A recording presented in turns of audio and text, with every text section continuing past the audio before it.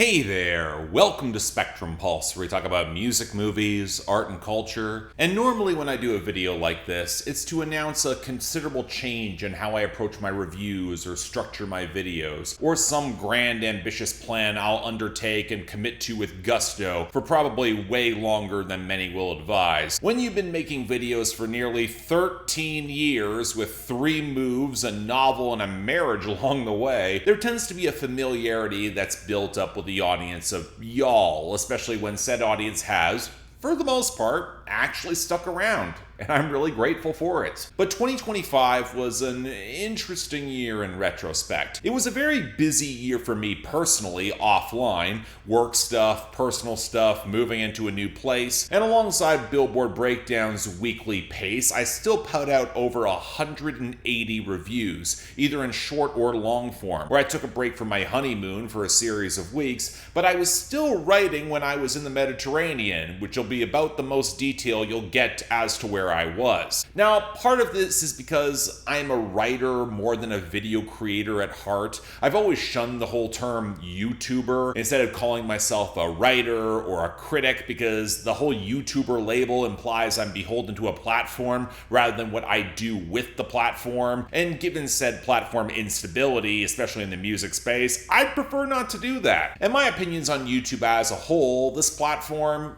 little mixed, at least in terms of copyright and back-end assistance. They're a lot better than they used to be, but I've also had to do my best to opt out of every bad generative large language model tool that they've tried to crowbar into their system. By the way, every single time I mention that there's going to be tough times, likely a recession coming, it's linked to the likely collapse of the whole generative AI market, which will probably take several financial institutions out with them, to say nothing of venture capital, where the banks and maybe even the AI companies will likely get bailed out again because there's a Republican autocrat in charge down south who apparently loves George Bush's old playbook, and the losses will get propagated and socialized to all of you. If it happens in the next 2 years, I may have called it. But that's also me being realistically pessimistic, and I want to try focusing on the future, stay optimistic. And where for a while now I've had a very stark realization, really a culmination of what I've known for a long time, but really pushed to the forefront. I've talked for years now that a single album review will never be the make or break on any channel, let alone going viral. But what the past couple of years for me has revealed is that even consistency in covering the slate of albums throughout the course of a year, it's also likely not going to give you consistent traffic, regardless of format. Sometimes you get lucky and a review gets surfaced on the main page when you Google said review.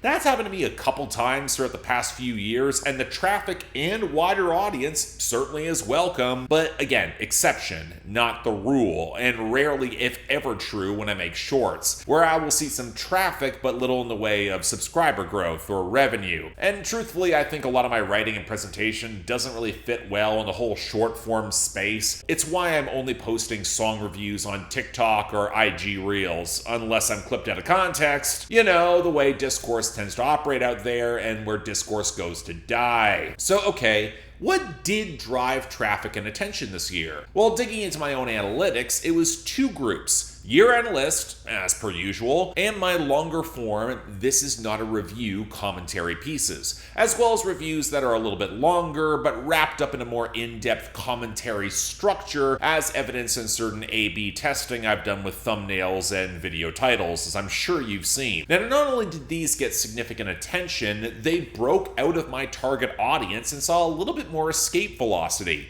And that was genuinely exciting, as material I initially did not expect to do as well. It's hard for me to break out of my own routine, and it's genuinely encouraging when it does pretty effective. And it's also thrilling to see, because not only were those pieces a little more intriguing and challenging for me to write, they tap into the whole art and culture side of my tagline that I really enjoy. A sidestep away from the very consumer's guide approach to your average review, which after doing this since 2013 can get a little tedious. And that got me thinking about my process and the real life reality that now being married with whatever might come next, and where making the best use of my time I have going forward is going to be way more important. The follow-up question becomes where the majority of my work effort is And truthfully, it's not on the writing side. As someone who handles all of his own video editing, because my bottom line doesn't exactly allow for me to hire someone to work with, and the just plain gross turnaround time that I maintain, I've come to realize that editing is not only what I'm least skilled at delivering, it's also what takes the most time to deliver. And here's where things get a bit more complicated. My whole Patreon structure, it's really built on folks getting to influence albums on my schedule and what I cover week over week, which is both a blessing and a curse in what I do. I've been exposed to so much music, good and bad. It's really pushed me outside my comfort zone, but it's led to the perpetual anxiety year over year of always feeling like I'm behind schedule, even when I'm extremely liberal with my veto, especially when there are projects that got added that give me nothing to really talk about and are only added because the patron in question wants to participate but can't think of anything else to add, so they just put on something. And yet, that whole Patreon request thing, it's part of my revenue model, one that's kept this channel in the black for far longer than many of my peers, critics or YouTubers or anything in between. I can't just abandon it altogether now to do long-form commentary in a focus on doing less, right? Especially when you still want to hear and find all the best music that's out there. Well, here's my proposal for 2026. It's not been the first time I've said or done something like this. Looking back at the launch of On the Pulse in 2020, there's going to be fewer videos that I put out this year. The sharp and immediate reality is that the pace in which I run is unsustainable, especially when it's not my full-time job. Yeah, I still work full-time alongside this, 8-hour days, and especially when I'm now married and looking to more economically spend my time, which is very sensible, I've literally made thousands of reviews. I paid my dues. I did the grind. It cannot be argued otherwise. And I think it's about time to work a little smarter, not harder, which is kind of funny because it'll probably lead to more thorough analysis on my part and echo every other YouTuber who advises not to overpost because you'll burn out subscribers, which I'm almost certain has happened to me for a significant number. That is not saying the video review is going away, but I'm going to be a lot more careful and judicious with what's going to wind up in a video, be it review or commentary. I still want to take time to discuss great music that comes up on my radar, so I'm considering more of a monthly aggregate where I surface some songs or albums alongside this plan where there might not be enough material to make a longer video. We'll have to see how it all might come together. It's going to be a bit of a work in progress. But I'm not saying the reviews are stopping. What might be changing is the format. What all of you probably know by now is that I maintain the written scripts of all my reviews across my personal website, www.spectrumpulse.ca, and a number of other review aggregators like Album of the Year, Music Taste, Rate Your Music. And if one thing was proven by my gradual release of year-end content is that more folks than I expected are eager to see things that I put out early. I mean, I've seen my colleagues do this. I should have been doing it more for years now. And given that I write and have opportunities to write far more than I can make videos, here's my plan. The reviews that are not in videos, they're going to be in written form, first distributed in my Discord for the highest level YouTube members / patrons in the appropriate tier, in a locked channel on that Discord where only threaded replies to the reviews will be permitted so they're easier to consume, and then a certain amount of time later made accessible to my website and other such aggregators. The schedule's still going to exist. I'm going to do song reviews on IG and TikTok. I'll still do the occasional unscripted movie review for those who are in the highest Patreon tier, and Billboard Breakdown on the side channel is not going anywhere, even despite the myriad frustrations and headaches it gives me, at least for now. But I think this is a more sustainable way that I can get writing done without the additional several hours required to film, edit, upload, render, promote, the whole deal. And right now, that extra time to me means more than anything. And on a personal note,